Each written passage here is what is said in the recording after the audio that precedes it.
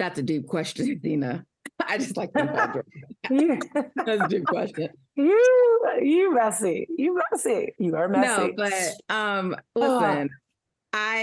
listen, I don't really want to talk about Draymond that much, but we know we talked about him on Wednesday, and just he had all these, his whole back and forth with Jordan Poole's father, and then Jordan Poole's friend, and Jordan Poole chimed in. It was all this stuff over social because Draymond reignited the resurfaced everything that happened with the punch by suggesting, he doesn't just punch people. So clearly sort of like indicating that Poole may have said something, right? We're not gonna like go back there and have that whole discussion again.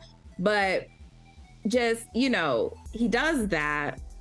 He also was on Pat Beverly's podcast talking about his relationship with Chris Paul, right, as well.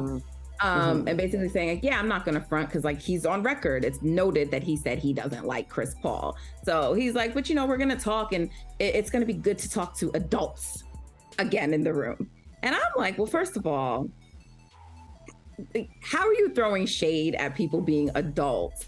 But it was just like, also, it was just sort of the way he like reacted and talked about it. It's just like, do you have to be emphasizing the fact that you didn't like Chris Paul and you're not going to front about it? And then, now reports come out about his relationship with Jonathan Kuminga, which he spoke about on this podcast with Paul George. And he doesn't say that there is a beef, but he says that they don't really have like a close relationship, right? Sure, and Monty Poole says, it is a problem and it can only be fixed by Draymond, right? The fact that they have a non-relationship.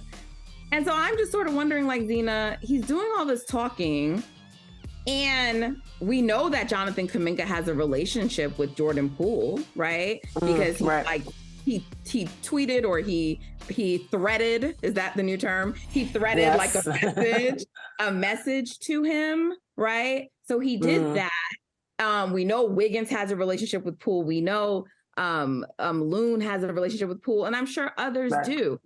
I just feel like Draymond is disrupting. He's starting off the season again, and the season hasn't started, but he's just creating unnecessary drama already right now that's not needed. Sure. Yeah.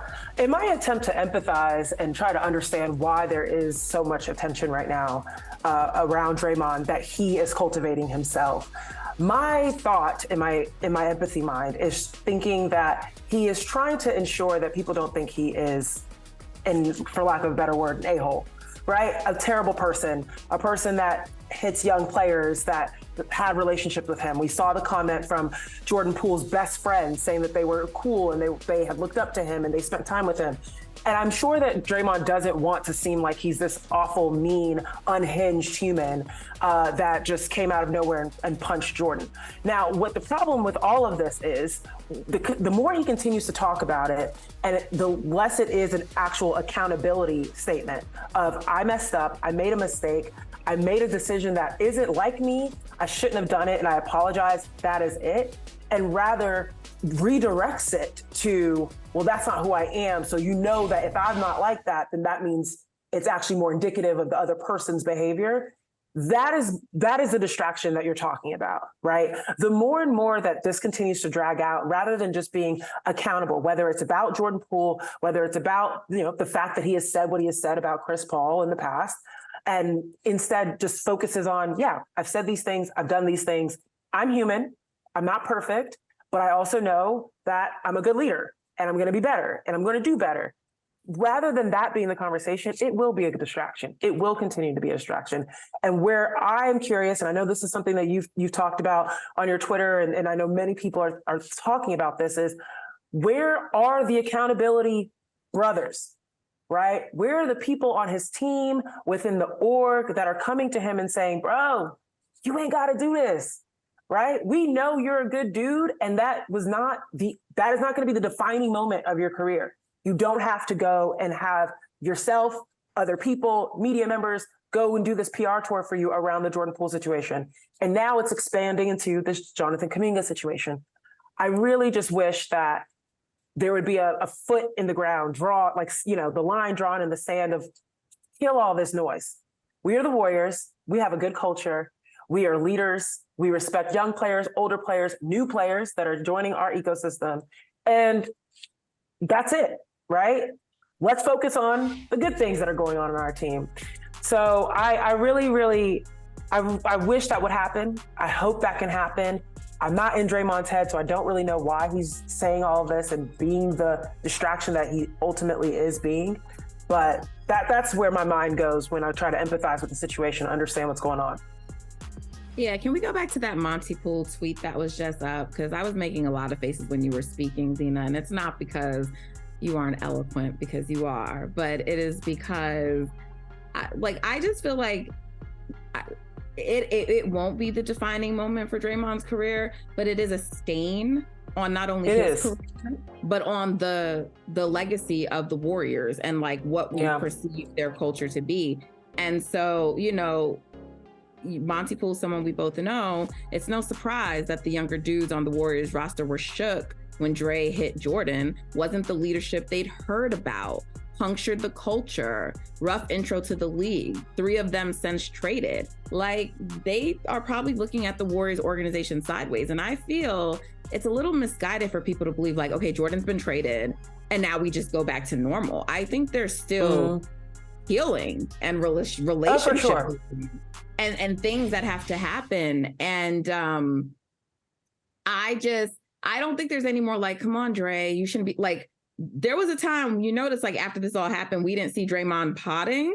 I don't think that was like, he just made that choice. Like it's enough of like, let's work with Draymond. And it's more about like, okay, a directive to Draymond. Like, yeah, right. You cannot talk about Jordan Poole anymore. Like, you guys come up with some language you want him to use, and that's the answer going forward. Like continuing this discussion, because it's a distraction and it's an annoyance. And at whatever point Steve Kerr meets with the media again, or Stephen Curry does, they're going to now have to answer about this situation.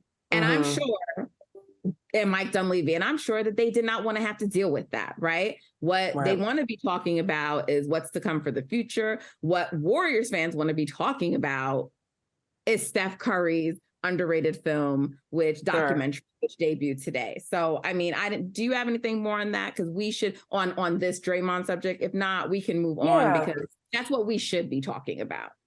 I'll follow up to your point. I agree with you 1000%. And when I say the accountability police to kill the noise, I don't mean that this is just going to go back to normal for them. It needs to not be a thing for us, AKA people who are not in the situation, people who are not in that locker room and not on that team. We don't need to be figuring out parts and bits and pieces of how all this is playing out from one perspective.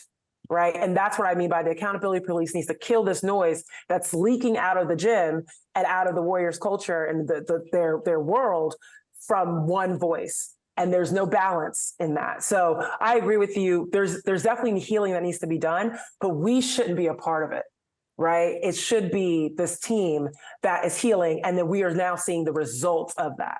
And yes, this documentary shows you just a little bit of why we care so much about that Warriors culture, right? Anyone that saw that clip or the clips so far of Underrated are like, you are mesmerized at what this team was able to do, specifically Steph Curry.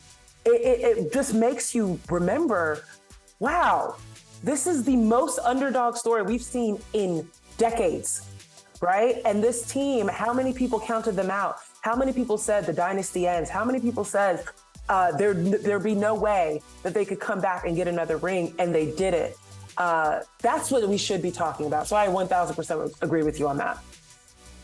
Yeah, and Warriors fans were buzzing, going crazy. Yes. Excited. I haven't watched it yet. Have you watched it yet? I have not seen it just yet, but I do plan on seeing it this weekend. I just know it's going to be unreal. I feel like I'm going to know everything about it before I actually watch, because so many clips have already released. But, it was sort of feeling like a happy time for the Warriors. And a lot of it was about Steph. But, he had the ACC. He's doing the Underrated tour. He has the documentary coming out, and it was sort of like, okay, good vibes, and we're getting back to good vibes, and they need to do some team building. We need to get back to that. But, you know, Yes. like when Monty even tweeted last night, Warriors fans were like, enough, like just tweet about Steph, an underrated film. You know, it's just like Everybody's tired. They're tired. Yes, They don't want to hear about this anymore. absolutely. So I am looking forward to watching this. You know, there was a debate that sort of started around this film, and I think it's a very odd thing. Like people are like, there's this contingent of people who are offended by the notion that Steph Curry's being considered underrated. And I was like, well, for one, we're not talking about him right now in his career, though I would say he's probably still a little underrated. But we're talking about what he was going into college and college coming into the NBA and what people thought of him. And I don't even understand how this is in question. Like, why are we pretending? His dad's alma mater was like, yeah, you can like try out for the team, but you know, they weren't willing to give him, you know, a scholarship. And he went to Davidson. I mean, it's not really known as like a big time school. Like, you know what I mean? It's just like, why are we pretending? And he's the reason why a lot of us know Davidson and gave it notoriety. So he was Let's just say he's like the only reason we know Davidson. And I'm a person from North Carolina, did not know Davidson before Steph Curry. So let's not even discount that. I'll tell you what, Twitter always shows me that recency bias is a thing. People will only remember, oh, this man's getting paid $400 million a year. He's got these contracts. He's got this money. He's got Aisha. He's got his family. He's winning championships. They completely forget the Cinderella story that was Davidson, number 10 seeded, coming into that NCAA tournament and the upending that they did going and getting kicked out at the Elite Eight. There was who is this skinny kid out of North Carolina? There was this concept of he's too small. There's this concept of what position does he play? Is he going to be good enough? Oh, he only shoots the three. He's not that good going into the paint. I mean, there was all of these narratives of just how not good he was or not good enough. So yeah, we're sending this out right now while he's 4 rings down and he's got these contracts and all the above. But people, let's not forget the stories. Let's not forget the narrative. No. Right. You could even argue that this documentary is premature because I expect him to add more to his resume. You know who That's a really good point. That's a really good point. Yeah. You know who is not underrating Stephen Curry? Usain Bolt, another GOAT. Yes, I love that. He tweeted out a picture of himself today in Stephen Curry's jersey. And we just have to give a shout out to, you know, my brethren, my Bretta. That's, you know, he knows what's up. We have to give a shout out to Usain Bolt. I mean, he is a Warriors fans. We've seen he's put up in stories before with him cheering for the Dubs. I don't think it's a coincidence that he put this picture out today, Zena, or maybe I'm just wishful thinking, but on the day underrated drops. It's probably, I mean, let's just be real. Usain Bolt also is not he's not an Under Armour athlete. Like he's not doing this to support like, you know, someone within this world. No, he dropped this on purpose. Now, this jersey might be in his rotation, right? It might be his weekly outfit, right, on Fridays, whatever it is. But yes, him dropping this photo with his Mercedes-Benz looking good. This is so Jamaican, I love it. But like he, of course, put this out. I think, yes, he wanted to show some love to his brother, make sure that was the focus. And, you know, Usain's actually, he's good for this. He's good for supporting other athletes and good for supporting the Warriors in particular and making sure they get their love. So shout out to Usain. Appreciate you knowing what's up and knowing what matters. Yeah, of course. And I would be remiss. Hey, thank you for watching Brother from Another. If you haven't hit that subscribe button, go ahead and do that now. Don't forget, you can catch us 3 to 4 weekdays on PeacockTV.com and on Sirius XM Channel 85.